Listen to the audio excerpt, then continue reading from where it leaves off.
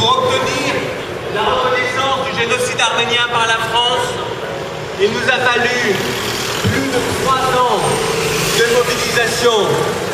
mobilisation intense, de rassemblements, de manifestations, de rendez-vous, de meetings, de colloques, pour convaincre l'opinion publique, pour convaincre nos amis députés, pour convaincre nos amis sénateurs de voter une loi reconnaissant la réalité du génocide arménien.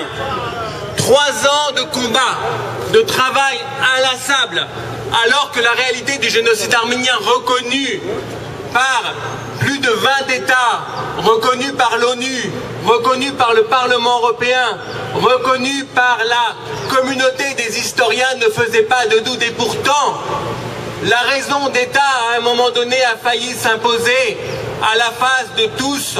La Turquie négationniste a fait son travail, mais finalement, la justice et la vérité ont triomphé du négationnisme turc. Et nous remercions la France et ses parlementaires et ses représentants pour ce geste-là.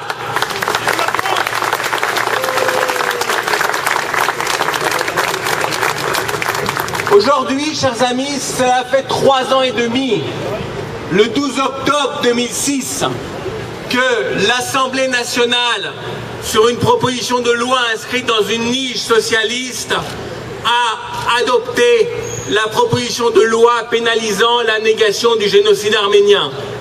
Et depuis 3 ans et demi, la proposition de loi est bloquée au Sénat. Et nous avons continué à nous mobiliser. Et je vous remercie au nom du CCAF d'être présents, inlassablement présents auprès de nous au quotidien, pour nous encourager, pour nous pousser même à continuer ce combat, qu'ensemble nous allons gagner. Nous allons le gagner parce que nous en avons la détermination politique, parce que nous avons la détermination de combattre le négationnisme d'État de la Turquie. Parce que nous savons que finalement la France ne peut accepter le chantage auquel elle est régulièrement soumise par la Turquie négationniste. Et nous gagnerons également parce que nous avons également des amis politiques fidèles. Et je voudrais les remercier. Ils sont là autour de nous, sur cette tribune, députés et sénateurs. Sylvie Andrieux, députée des Bouches-du-Rhône. Henri Djibraël, député des Bouches-du-Rhône. Bernard Piras, sénateur de la Drôme. Jacques Vertou, sénateur de l'Ain.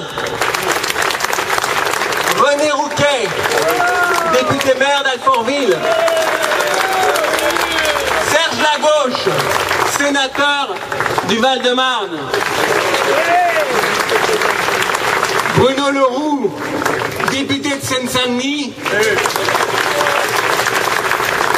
Et Jean-Pierre Bel, président du groupe socialiste au Sénat. André Santini qui va nous rejoindre sur la scène, ancien ministre, maire d'Issy-les-Moulineaux. Et nous avons des élus également comme Serge Franceschi, comme Philippe Pemzec, comme Richard Anagnan, comme M. Ovnagnan qui sont là avec nous pour nous soutenir dans ce combat et on le remercie.